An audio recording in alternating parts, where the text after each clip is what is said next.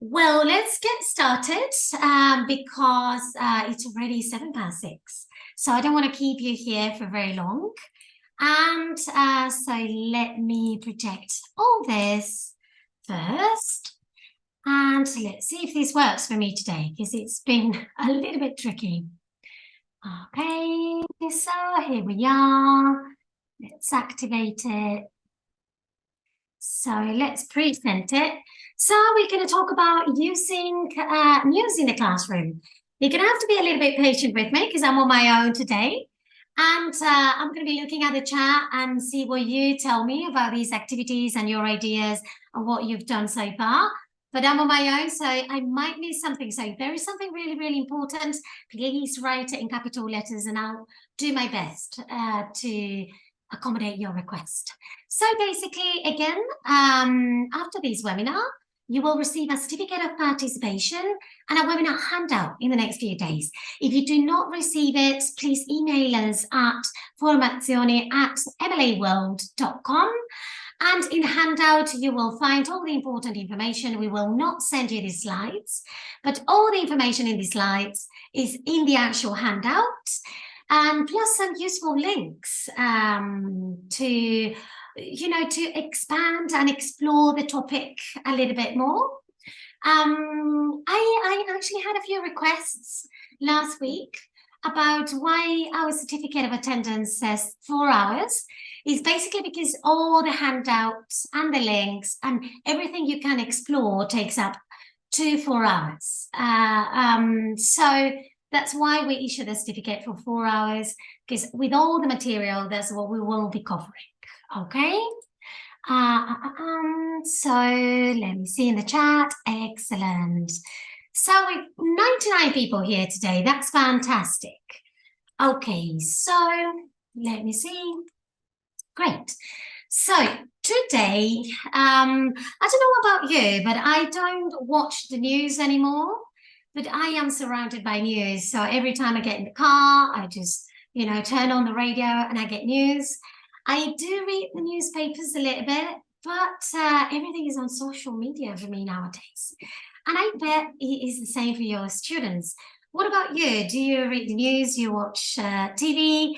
Or do you read your news on social media as well?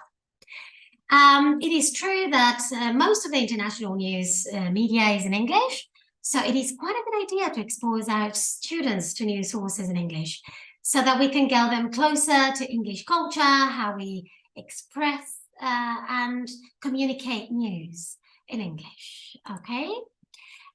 You read news on the internet, Marina? Yes, I mean, I don't buy the newspaper anymore. Does anybody still buy the newspaper? On the net, watch on TV? Yeah. TV, okay, that's nice for lunch. Yeah, sounds good. Okay. Sometimes a newspaper. Wow, Anna, that's great. I used to do it on Sundays mainly, but I stopped. So have you used the news in your English classes? I'm sure you have. And what have you done with news in the classroom? Digital version. I do the same, Marina and Stefania. Not TV, only the internet. That's mainly what I do, Stefania. Internet. You still buy newspapers, Stefania? The other Stefania, Johnny? Oh my God, that's great. I mean, I think that's kind of a break. From TV and from the digital media. Podcasts, that's very interesting, Claudia, very interesting. That's what we're going to be talking about today. So have you used the news in the classroom? Okay, a varied media diet. That's really funny. I think that's best to get a good idea of what's true and what isn't, really. That we will be talking about fake news as well today. So I guess most of us have used the news in articles, in newspaper articles, preparing the students to do Cambridge exams. Have any of you done anything different? News in Levels. Yes, I love that website. It is in the links because there's a lot of good exercises there. Articles on the internet, very good for skimming and scanning. Reading is very good. BBC Sounds app on the smartphone. Oh, that's very good, Gaetano. Do they come with activities, or do you have to come up with your own activities to use the BBC Sounds app? Please let us know, because that's a very interesting. The BBC has a lot of information and a lot of videos, podcasts that we can use. Your own ones. Okay, that's exactly what I did for the activity today. So let's see. Now, the objectives today will be that by the end of this session, you as teachers will be better able to use a variety of activities to exploit news material for development of skills and language. That you can plan speaking and writing activities based on current events and news stories, and create and use activities on the concept of fake news, which is quite juicy. So basically, we're going to talk about creating a news podcast. Why did I choose this? I think it's because my teenager students, my teens, they generally don't pay attention to the TV anymore. So they generally listen to podcasts. And I thought it would be a good idea to get them to record and create their own news podcasts, because it could be a format they engage a little bit better with. So it is true that they're going to have to plan scripts and record it, but they could even film it and create a live podcast and film it and then post it on social media. That will make it even more interesting so that they can follow each other and look at it. Now, choosing a topic. I think sometimes I have taken for granted that students, because they're teenagers or kids, they're not interested. But I think that most of the teenager students, they want to become adults. So they want to get to choose what they're going to do. So I think it is a good idea to ask them what news they're interested in. Have you done anything like it? Do you think your teenager students are interested in the news? Are they interested in current events? So, and also, what news stories do you think you could be your students to do some research on? 4 main skills involved. Yes, definitely. Absolutely. Because you do a bit of reading when you research, you do your writing when you're scripting, you have to listen to the other person when you're interviewing. So podcasts, I prefer them when there are 2 students involved. And speaking, definitely. Oh, is it switching off? I'm so sorry, Margarita. I think my connection is all right for now. Is anybody experiencing any technical issues? I am wired to the internet, so I'm not even using Wi-Fi. Okay, lovely. So what topics, what news stories do you think your students might be interested in? Sports, definitely. I think that's a winner. Environments, very good. I think most of my students are interested in environmental news. Anything else? Generally concerts, I would say, something related to celebrities. I think they might not be great news. Yes, gigs, definitely. Music, exactly. Sports, music, stories that they're involved in, fashion, definitely, teen stars, teenagers in general, teenagers doing things, definitely. What about if you have a group of students or teenagers who seem to be a bit, I don't know, tired, lazy? That kind of happens sometimes, especially getting their lessons at 4 o'clock, 3 o'clock in the afternoon. What I have done sometimes is to invent a story. So there is no news you're interested in. Okay, invent a story. A zombie outbreak in Milan. I love zombies. Sorry, I always integrate zombies in everything I do. I will be preparing speaking activity with a zombie outbreak and a webinar to prepare students to do speaking exams for Cambridge, the Cambridge Suite, and it is adaptable. Or about school, an ideal school trip they'd like to go on together. So that will be a good news story, like imagining it and then writing about it, interviewing people about, what happened. Yes, I agree, Gaetano. I think, fostering autonomy and independence involves asking students, what do you want to write about? What do you want to speak about? Magic. Oh, that's fabulous. That's fabulous. That'd be like really good teenagers doing that. Maybe a little bit younger, but it sounds fantastic. Okay, so if we want to make a news podcast, I think we need to choose the format first. So just make sure that you stagger it correctly. When you're setting up a task, it is important to get your students to choose a topic so they know what the content is, and then the format that you're requesting. So I've chosen 3. So newscasters, generally 2 people, 2-3 people, basically because we want some interaction, but decision making is a little bit more difficult when you have groups. So 2, 3, 4 maximum, I would say, would be the best. So I always ask them to do it on location, so they have to add a little bit extra. We'll see that. So newscasters present a story on location.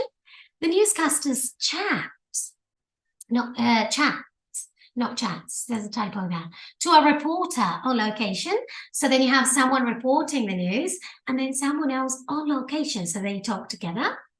And the newscasters interview a person on the scene or news personality on location. So they choose the person they're interviewing and one of them has to impersonate. So actors, if they want to be actors, this is what they would like to do. So now, so how to create a news podcast?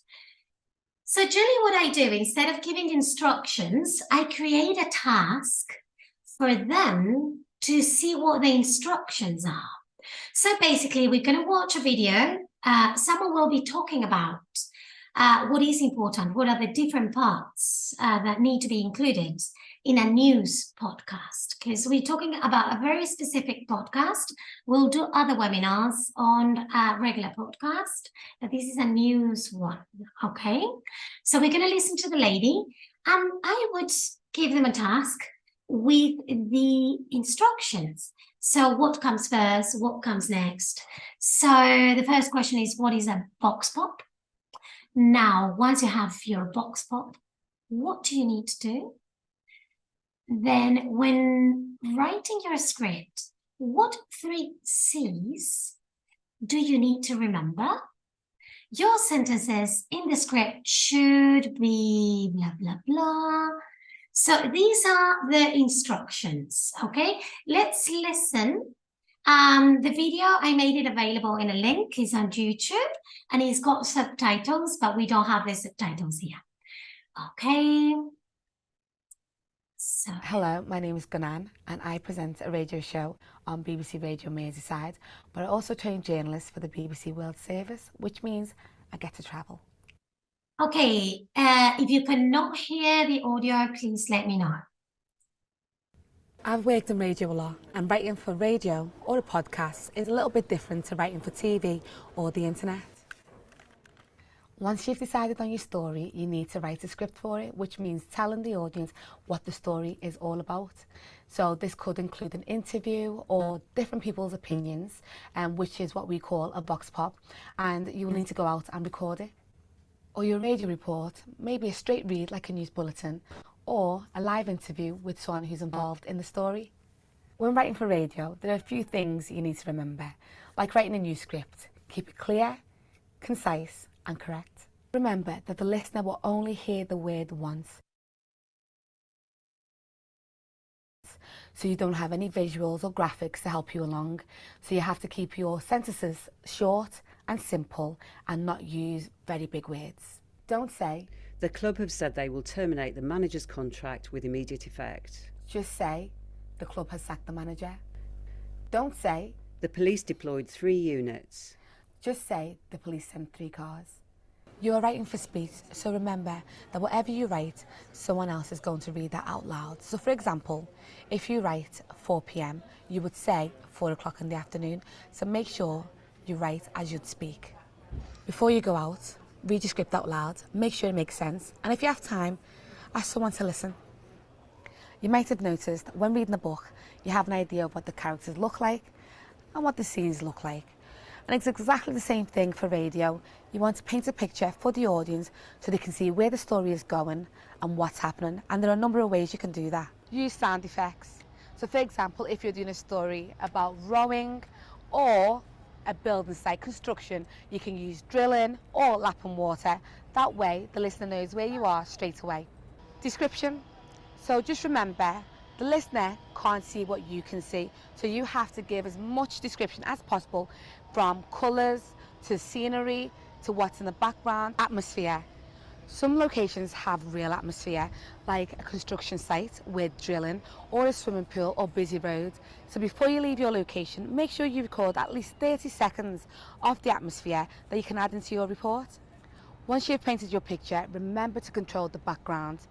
For example, if there's too much noise while you are interviewing your interviewee and it's drowning out what your interviewee has to say, then you can kindly tell them to lower the noise or move to a better location. Or for example, if there's a plane flying over, pause, once it's gone, start again. Before you leave your location, make sure you check your recording. And if you haven't recorded anything, you can always do it again. Once you get back to base, you need to edit your audio. You need to pick the best clips and edit out all the ums and the ahs. You then need to write a cue. This is the bit that the presenter reads out to introduce your report. It should sum up your story in a couple of sentences. Keep it simple. So those are my tips for writing and making a report for radio or a podcast. Why don't you give it a try? Okay. So basically, the woman is describing the elements that are part of a news podcast, okay, what we need to include. So those will be our instructions for the task. Now, with this, what we do is we extend the activity. So you could do these on 2 different days or on the same day if your students are very strong. And then you have a listening task that describes the genre, which is very important, characteristics of a podcast, and it also serves as instructions. Hello, my name is So, because this will be ultimately what we want our students to do. So we want them to create a news podcast, okay? So then you can use this template, you can create your own if you like. So they need to to plan and organize before they actually record it, okay? So choose your way. You can give them the instructions directly, or you can actually give them the listening task. It depends on your students and your taste. Hello. Okay. Now, the other good thing that we can use is fake news. What is fake news? What is fake news? Can you tell me in the chat? What is fake news? What do we consider fake news? False ones? Okay. Only the ones that are false? Okay, what else? Tricky ones, misleading ones, non-reliable, untrue, a piece of news which is not true. Okay. Something that is not true, false news. Okay, very interesting comments. I think it is interesting because true or false are very manipulated. That's very interesting, Alessandra. True or false are very, very concepts.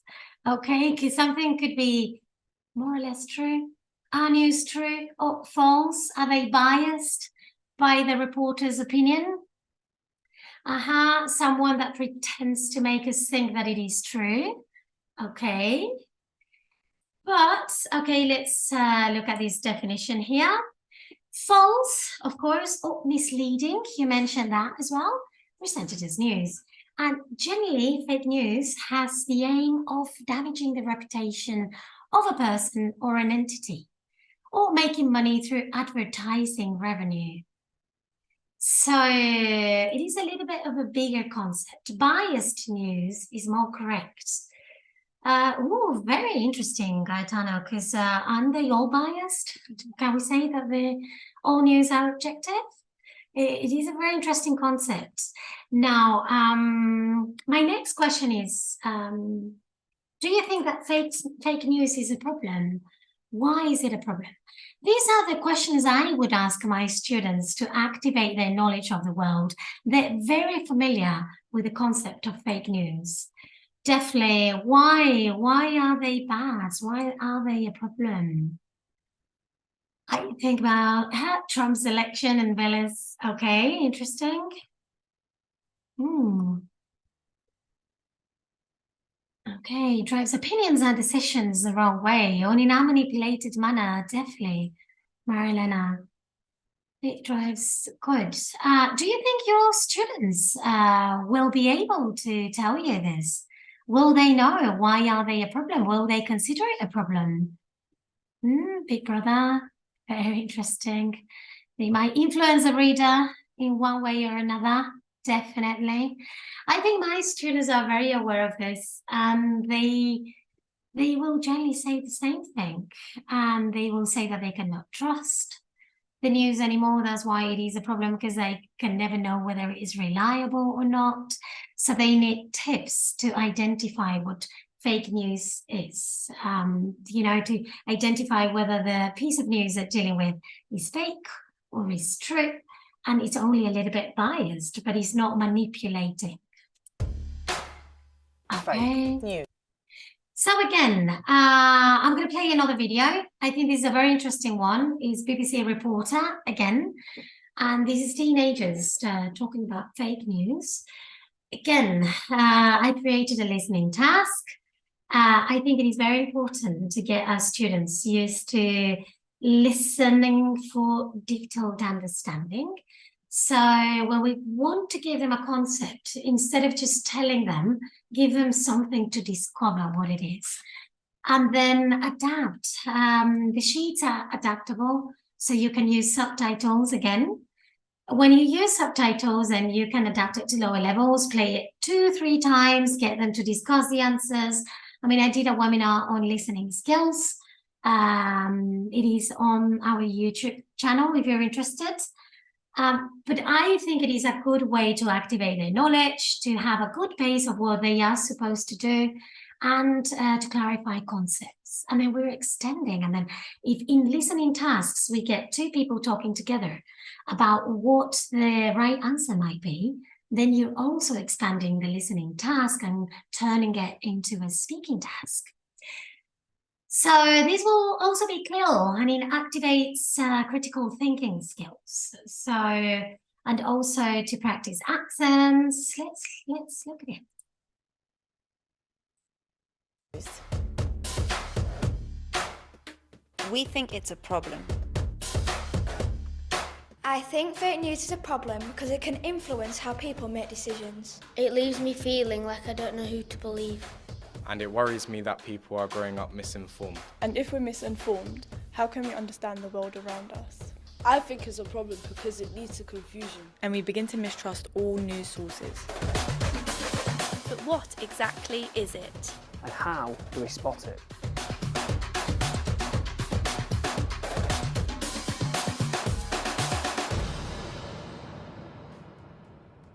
Fake news is lies and propaganda told for a political or commercial purpose which deploys digital technology, social media, new networks to go viral, to reach around the world and influence millions of people very, very quickly.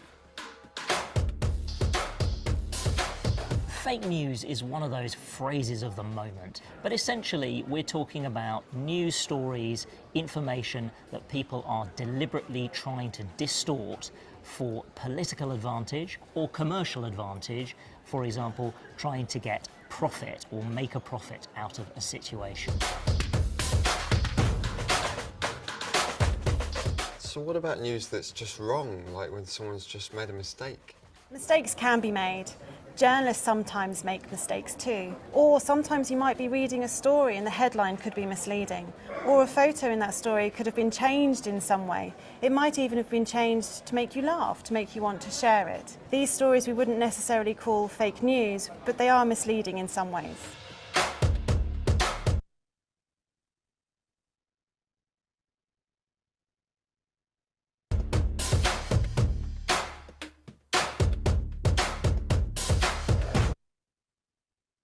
Oh, what's happened?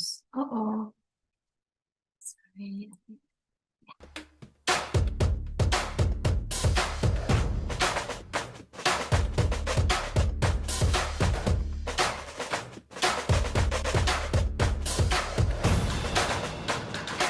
So if fake or false stories tell us something is real when it's actually not, What about when someone tells us something is fake or false when it's actually real and true?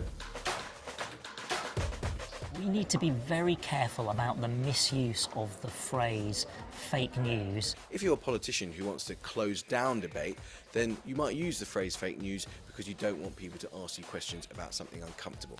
And that's a legitimate area for democratic inquiry, so it's really important that we're clear about what fake news does and doesn't mean.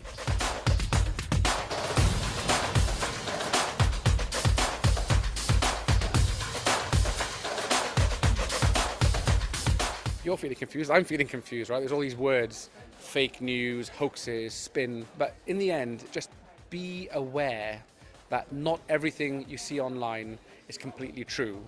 It might be helpful to think of it not just in black and white terms, but there's lots of different ways that a story might be misleading or inaccurate, it might be spin, and in all of these situations, it's helpful to step back and just ask yourself, is this likely to be true? Does this feel right? Before you go on and share it on social media and pass that story along.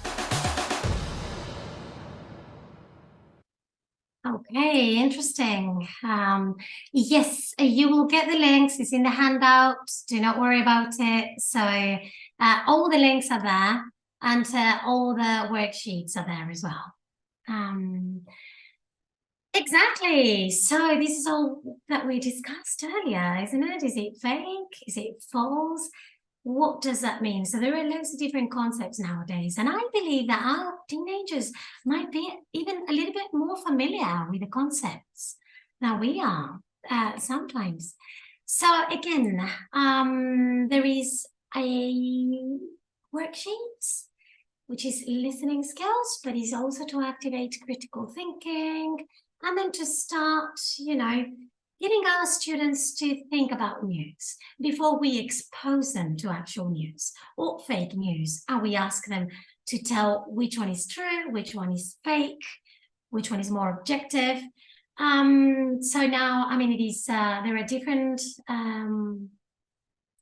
activities. We've got like open questions, we've got ABC. So come on, everybody. Number one, news is a problem because it can A, B, or C. Yes, there is a difference between point of view and fake. Okay. C, what do you think? Number one, C, definitely influence. But this is a good opportunity to let our students know how we use impact, to have an impact on something, to decide about something, on something, to influence people. So it is a good teaching opportunity here. And then two, nowadays young people feel B, well done, misinformed. Again, you can teach word formation here. Uninformed, misinformed. And some of them will not have paid attention. So they will go uninterested because I'm not interested in the news. And then you can say, okay, did you actually listen to the video? Did you pay attention? Good. So there's a worksheet for you here as well. Now, this is an open question. How would often use the term fake news to avoid answering a tricky question? Who would do that? Yeah, of course they feel confused. Yeah, and that's been said. You can actually tweak the worksheet and add those questions, yes. You can change the answers or add an extra answer to make it more interesting and more difficult. I always tell my students that 3 ABC choices are good news. When you have 4 choices, then that's when the trouble comes in. Politicians in politics with connotation, Margarita, that's really funny. Definitely. Okay, and before sharing the story on social media, what should you do? Lovely. Yeah, just like Trump, good old Trump. Manipulators, yes, but that would be a good answer, Chantal. But what we want is for them to listen to the video, and their answer needs to be about the video, and then you can extend it and talk about manipulators who would do that as well, and then extend it onto a speaking activity. But yes, definitely, the first thing we want from the students is to answer accurately according to what they listen. You may have to give them 2 opportunities to listen, depending on the level you activate the subtitles. Okay, check the sources, very good. Check the sources, control the source. Absolutely. So now let's give them some tips, shall we? And before I finish these activities, I generally ask my students, do you agree that you should check your sources and, you know, and step back a little? That's what they say in the video. Step back a little and ask yourself, is this actually true? How can I find out whether this is not fake news? So let's give them some tips to do that, because that's what they might need. So now, can you work out which of the following headlines are genuine? Okay, there you go. You can discuss in the chat. And let's see which one is not fake news, which one is fake news. One of them is fake. Of course, it's not always easy to check the sources, and that's why we're going to give them tips, Stefania, definitely. Yep, very good, Maria. Sentences are not very well written. So now, which one do you think? Okay, number 3, Milena, you think that is fake news? Number 3, okay, B, which is number 2, I guess. So we've got 1, number 2, 3, 3, 3, 3, 3, 3, okay. Number 1, okay. 2, yeah, no problem, Gaetano, I understood. Gaetano, namesake, also 2. 2, okay. 2 is fake. So we've got 1, 2, or 3. Yes. So for now, 3 is a winner, followed by 2, and then some people think that number 1. Let's see. I'll show you. Okay. So that's actually true. That is actually true. Can you imagine? 20 seconds early. I don't think that will happen in the UK. Definitely not. And this is fake. This is actually fake. Okay. That's quite funny. Unbelievable. Yes, definitely. Yep. That's the Japanese for you. They actually apologize for not being able to keep their timings. Now, how to spot fake news? I think the first thing we need to do is to ask our students, okay, what are the resources that we can use? So, I mean, I outlined this. I actually included a chapter in our sandbox. So there is a chapter and activity for our students to work on fake news. And that is there. It's for them to check, okay? Check the author, the dates, your biases. Any comments about this? Anything you'd like to add? There are loads of things that we can consider. But I think it is very important, the author, so we can actually go. I don't think we can do these with every piece of news, but I think it's a good idea to actually tell our students, okay, if you feel a bit dubious, okay, so then let's do a little bit of research. So I will give them these tips, and then they can start by checking dates, the source, the author, consider the biases as well, because your own beliefs can affect. This is again activating critical thinking skills in a foreign language, which is very important because they do have them in their mother tongue, and but they need to develop them as well because it's still young. So if they develop them in English, we're actually doing them a favor, so they can actually be better at developing them in their own language. So read beyond the headlines, okay? That is rule number 1. So don't stop at the headline, just continue reading. Supporting sources, the links, the quotation. Is it a joke? Because then it might be satire, and you know that it's not fake news. I agree, Caetano. I think critical thinking is very important because it's going to open our students' minds in a way that they will be able to adapt and be flexible to thinking in a different language and learning from a different culture, which is, I mean, language is communication and thinking. So I agree. And ask an expert. Okay, so now fake news. We've got another worksheet, okay? So we'll give them a definition. This is something you can do for reading. If you don't have time to give them the video first, or you only have one session, you can do this one directly. Again, I tend to give them definitions with a listening task, so I can extend it. And if I have the same group of students, I quite like doing one day on listening, speaking, expanding, using the material in a way that they have activated their knowledge. They can sleep on it, think about it, and then the next day they'll do the next one. So this will work as a reminder, okay? And then you can ask them, you can talk to them about what they consider fake news, and then just give them fake news to do some research. And then once they do the research and they follow the instructions previously given with the different ways to spot fake news, they can actually find out if they're true or false. There is one of the activities here, I quite like it, which is when they're doing their reading, their research, look up one of the news stories, one of them, and find 5 new words to research.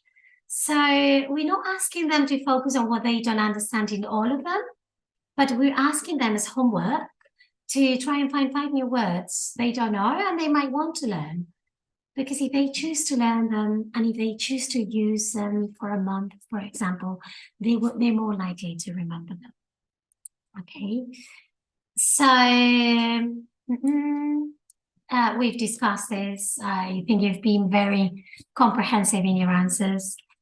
So it could be used as discussion, definitely. Speculating. What language do we use for speculating about reality?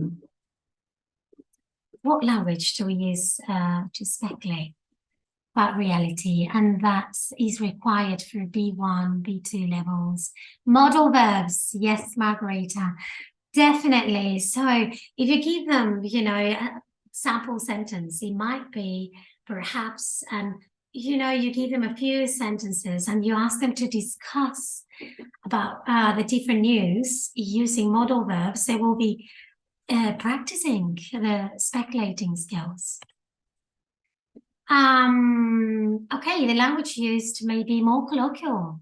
So your students may ask about their vocabulary and they might find it more exciting. Persuasive writing. I have them write a fake news article.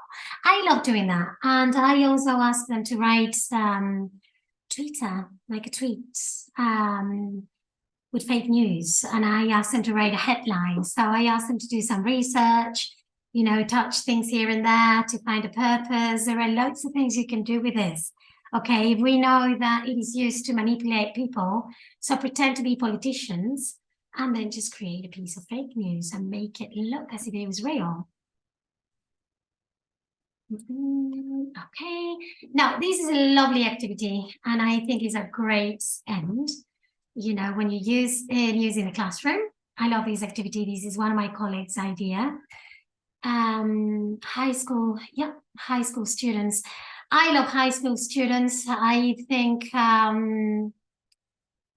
they very rarely get to activate their critical thinking skills because they're very worried. They're very worried about their results and, getting into the right university and, following that path. But they cannot do it unless we do this first. So I agree, Stefania. So this is one of my colleagues' activities. I really like it. It's called Bad News, Good News. Okay, and you can do it just to finish a class with a fun activity that is not as serious as news. So 2 students stand in front of the class. One starts with some good news. For example, the good news is that this morning I found 20 euros. And the other one counters that with bad news. The bad news is that it was fake. It was a fake 20 euro note. Then the other student continues with more good news, following from the bad news, okay? The good news is that it was fake, made by Banksy. So someone offered me 10 grand for it, okay? And then you can continue these on, and the first one that stops is the one that loses. Do you want to give it a go? Okay, yes, I agree, Stefania. I think you could use the news report, just the activity, okay, not the listening task. So for middle school students, they will choose something they want to report about, then give them clear instructions only for that you have already in the task, in the listening task. The listening task is only for the instructions, okay? So instead of them getting the instructions from the listening, you can give them different tasks, the different instructions, for different stages, and then they can actually create the podcast. It won't be very long, and it doesn't have to be. So I think it is adaptable. But yes, it's quite challenging. It depends. Sometimes you can actually try with the subtitles, but it might be a little bit too long for them. I agree. So, good news, bad news. Okay, would anyone like to start with some good news? A sentence, please. Like, for example, good news is that this morning I found 20 euros. What's the good news today? Come on, anybody? I know it is time. I just thought it would be fun. Nope, you don't feel like it? That's fine. But it is quite good because one of them goes with good news, then you are listening to your partner because you want to tell them bad news. Then the other person picks on those bad news, so they're listening, and then they're speaking again. You can turn it into a writing activity as well. Okay, turn taking, listening and responding. This is very good for fluency and invaluable for exam preparation for Cambridge exams. The bad news is that he was a fake Banksy. Oh my God, that's difficult. Anybody can reply to that, to Maria Carmela. Bad news is that he was a fake Banksy.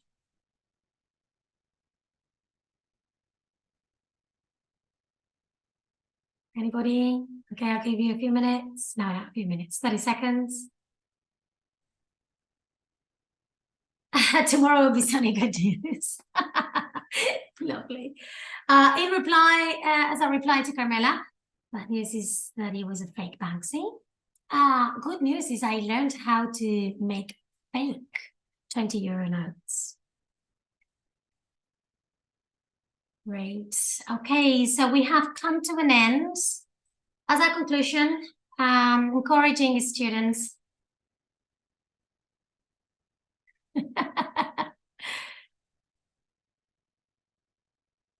Babe spray, baby Jesus ribs. Oh dear. Oh dear. Okay, conclusion. Encouraging students to interact with news sources in English can really help improve their level of English. And we don't only need to use articles and reading tasks. We could choose a task that involves 4 skills. Are they interested in the Premier League football? Choose something they can choose from, a list if they're very shy. Otherwise, ask them, what are you interested in? Conclusion will be, There are loads of great exercises in textbooks about news vocabulary. You can actually tweak them, change them, adapt them, or supplement them with news, real stories, authentic material from today's news sites. There is a list of websites you can use to do that in the handout that you'll receive. Why not get students to summarize a contemporary news story into emojis? Oh, this is a really good activity. Then other students have to guess what it is. You could do the same with miming for lower levels. Again, not high school students. No problem, Reina. Good. So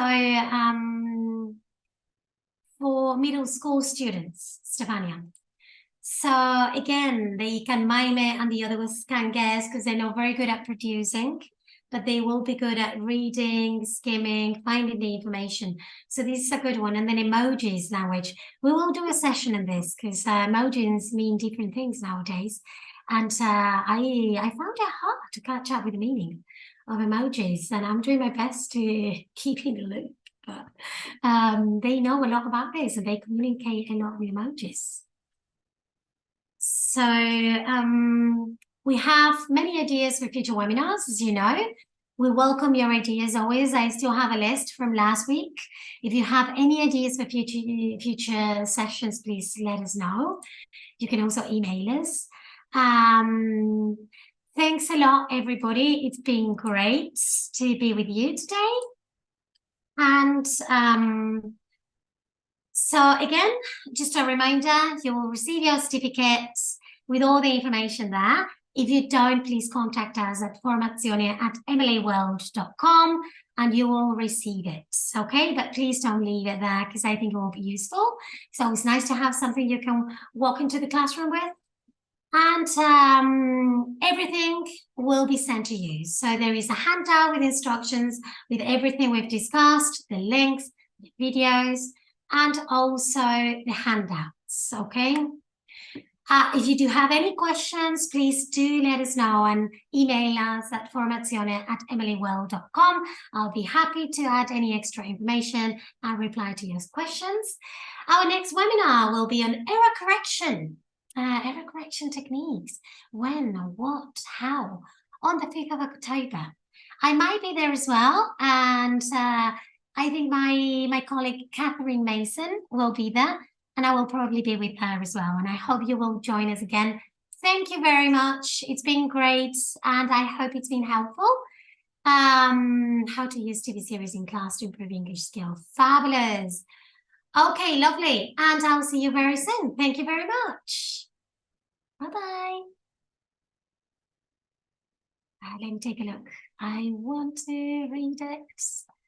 I want to read all your comments. Fantastic. Thanks a lot. Teaching idioms. Yes, we do have webinars planned on that. Okay. Fabulous. Great. Thank you very much for all your comments. Thank you. Debates. Very good. Okay, I'll take a note of that. Really helpful. Thank you. Okay. See you next week. Bye-bye.